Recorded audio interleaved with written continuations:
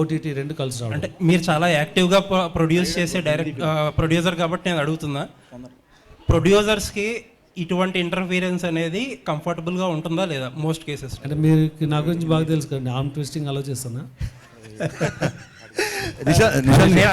Most producers అన్న producers comfortable గా feel అవుతున్నారా లేదా మీకు? డెఫినెట్ గా బిజినెస్ లా రన్ అవుతుందండి. ఎవరు ఆర్మ్ ట్విస్ట్ చేసినా బిజినెస్ వర్క్ అవుతుంది. అది టూ వే విన్ సిచ్యువేషన్ ఉండాలి ఆల్వేస్. లుకింగ్ ఫార్వర్డ్ అండి ఫర్ ద ఫిల్మ్. నిశాంత్ గారు, నాకు ఇందాక మీరు హట్ అవుతున్నారు అంటే నాకు సడన్ గా మీరు ఆ క్వశ్చన్ తో గుర్తొచ్చింది.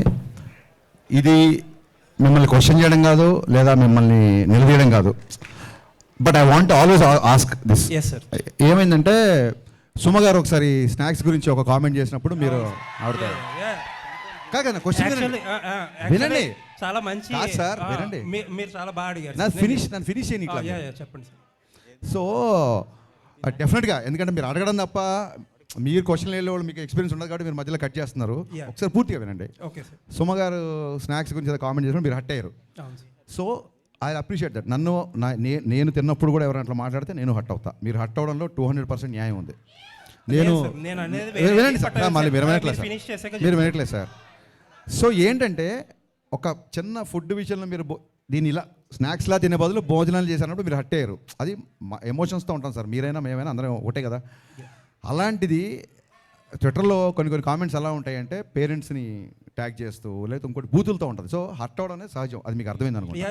నెక్స్ట్ థింగ్, ఆ తర్వాత మీరు ఏం చేశారంటే ఆవిడతో మీరు, ఎందుకంటే నాకు ఓన్లీ మీ వీడియోనే చూశాను, మిగతా జర్నలిస్ట్ ఎవరు రియాక్ట్ అయ్యారు లేకపోతే వాళ్ళందరి తరఫున మీరు రియాక్ట్ అయ్యి ఉంటారు. 100% కరెక్ట్. ఆవిడతో సారీ ఏదో చెప్పించారు, ఇట్స్ ఓకే.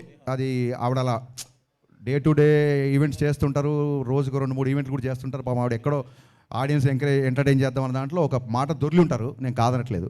ఒక ఆడపిల్లతో సారీ చెప్పించారు, యాక్సెప్టెడ్. కానీ మీ సురేష్ కొండేటి, నాకు మొహమాటం లేదు, సురేష్ కొండేటి ఒక ఆడపిల్లని క్వశ్చన్ చేసినప్పుడు మీరు అతనితో కూడా సారీ చెప్పించాలి కదా. అకౌంటబిలిటీ లేదు. నిశాంత్ గారు అకౌంటబిలిటీ లేదండి. అకౌంటబిలిటీ మీకు కానీ ఇంకోళ్ళకి కానీ ఎవరికి అకౌంటబిలిటీ లేదు. ఒక ఆడపిల్లని అన్నప్పుడు ఒక ఆడపిల్ల అన్నప్పుడు సారీ చెప్పించారు, నో డౌట్.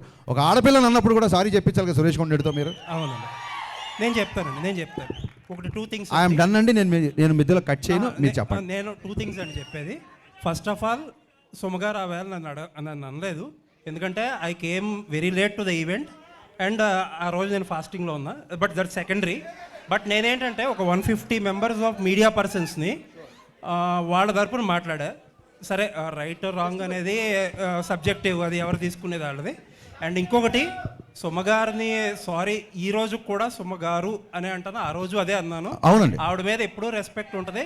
అండ్ ఆ ఇన్సిడెంట్ తర్వాత ఆవిడతో మాట్లాడడానికి ఆ టాపిక్ గురించి ఎప్పుడూ ట్రై చేయాల. నాకు తెలిసి అయితే ఎవరో మరి ఆవిడ చేత సారీ ఎవరు చెప్పి కరెక్ట్ అంటున్నా.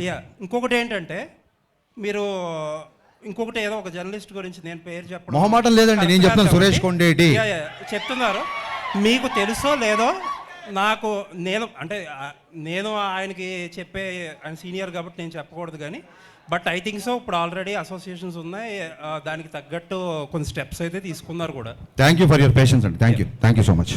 అపార్ట్ ఈ కాంట్రవర్షియల్స్ పక్కన పెడితే కంటెంట్ పరంగా ఇది రియల్ ఇన్సిడెంట్ ఎక్కడో నార్త్లో జరిగింది, ఛానల్ అయింది. ఇప్పుడు మీరు ప్రజెంట్ సినిమా తీస్తున్నారు కాబట్టి ఇక్కడ ఈ పర్టికులర్ మన స్టేట్స్ సంబంధించి ఎవరినన్నా రిజంబులెన్స్ ఉందా? ప్లస్ కొత్తగా అడ్వాన్స్డ్ ఇన్కమ్ ట్యాక్స్ రైట్స్కి సంబంధించి చాలా టెక్నాలజీ మారిపోయింది, చాలా కొత్తగా కూడా జరుగుతుంది, కరప్షన్స్ కానీ బ్లాక్ మనీ గురించి కానీ. ఇందులో ఏం కొత్తగా ఉండబోతుంది? ఇందులో బేసిక్గా అంటే చాలా సినిమాల్లో ఒక సిన్సియర్ కాప్ని చూపిస్తాం, లేకపోతే ఒక సిన్సియర్ కలెక్టర్ ఆఫీసర్ని చూపిస్తాం కదా. దీంట్లో ఫస్ట్ టైము ఒక సిన్సియర్ ఐటీ ఆఫీసర్ అనేది కంటెంట్ నాకు బాగా నచ్చింది. చాలా సిన్సియర్గా ఉంటాడు. అంటే ఆ రోజుల్లో 80s జరిగింది రిలయన్స్ అంటే, ఆ రోజుల్లో తనకి చాలా డబ్బు ఆఫర్ చేసినా సరే తను రిజెక్ట్ చేసి సిన్సియర్గా తను బ్లాక్ మనీని బయటికి తీసుకొచ్చే ఆ ప్రాసెస్ బాగా నచ్చింది. సో కరెంటుగా ఇప్పుడు జరిగే పద్ధతులు కానీ ఇప్పుడు జరిగే ఐటీ రేట్స్ దీనికి కానీ సంబంధం లేదండి. కరెక్ట్గా ఆ టైంలో జరిగితే ఎలా ఉంటుందో అలాగే చేశాను. ఎందుకంటే ఇప్పుడు మొబైల్ ఫోన్స్ వచ్చి చాలా రూల్స్ మారిపోయినాయి, కమ్యూనికేషన్ మారిపోయింది, ఇప్పుడు ఈవెన్ మ్యానిపులేషన్ కూడా మారిపోయింది. సో కరెంట్ దానికి దీనికి ఏం సంబంధం లేదండి. మాకు ఉన్న కాంట్రవర్సీ చాలు, మేము కొత్త కాంట్రవర్సీలు పెట్టుకోదలుచుకోలేదు. హరీష్ గారు ఇక్కడ లక్ష్మీనారాయణ, హరీష్ గారు ఇటు హరీష్ అన్న, ఒకటి ఇన్కమ్ ట్యాక్స్కి సంబంధించి ఒరిజినల్గా ఇన్కమ్ ట్యాక్స్ డిపార్ట్మెంట్లో జరిగే ఇష్యూస్ ఏమైనా చూపిస్తున్నారా? ఒక ప్రశ్న. రెండో ప్రశ్న, సురేష్ కొండరెడ్డి గురించి మాట్లాడారు కాబట్టి ఒకటి అడుగుతాం. అడగండి సార్. ఫిలిం క్రిటిక్స్ అసోసియేషన్కి మీరు ఒక లెటర్ ఇవ్వండి ఓకే, యాజ్ అ డైరెక్టర్గా. దాన్ని ఫిలిం క్రిటిక్స్ అసోసియేషన్ వాళ్ళు ఏమైనా యాక్షన్ తీసుకుంటారేమో చూద్దాం. ఓకే. ఇంకోటి, ఇంతమంది డైరెక్టర్లు ఉండగా ఇండస్ట్రీలో హరీష్ శంకర్ అనే వ్యక్తి ఎందుకు కాంట్రవర్సీ అవుతున్నాడు? ఒకటే సార్, ఇంతమంది డైరెక్టర్లు ఉండగా హరీష్ శంకరే కాంట్రవర్సీ అవుతున్నాడు అనేది మీ ఒపీనియను. నేను దాన్ని 100% ఏకీపించను. సెకండ్ థింగ్ ఏంటంటే, అందరు డైరెక్టర్లు ఒకేలా ఉంటారు సార్. ఒక్కొక్క సినిమా తీద్దామని వచ్చాం కదా, ఒక్కొక్కళ్ళ నేచర్ ఒకలా ఉంటుంది.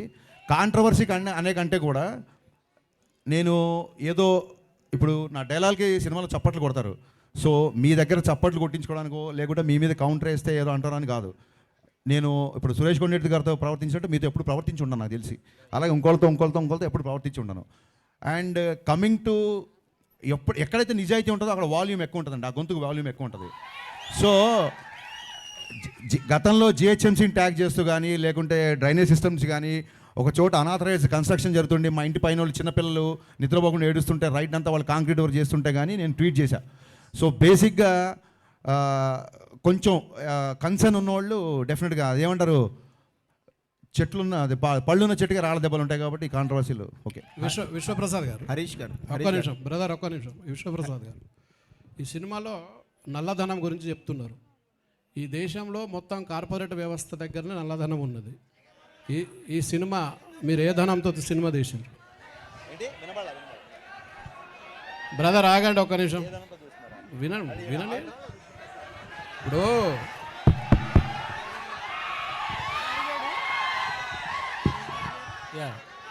నేను ఒక పవన్ కళ్యాణ్ ఫాలోవర్ అండి, నాకు అదే ధైర్యం.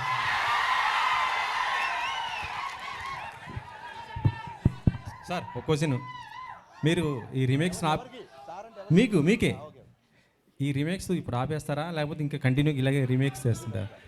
సినిమాలన్నీ కూడా రీమేక్ చేస్తున్నారు కదా, మీకు రీమేక్ డైరెక్టర్ అనే పేరు సోషల్ మీడియాలో బాగా. Thank you for the complement. అన్ని బ్లాక్ బస్టర్ కొట్టారు మీరు.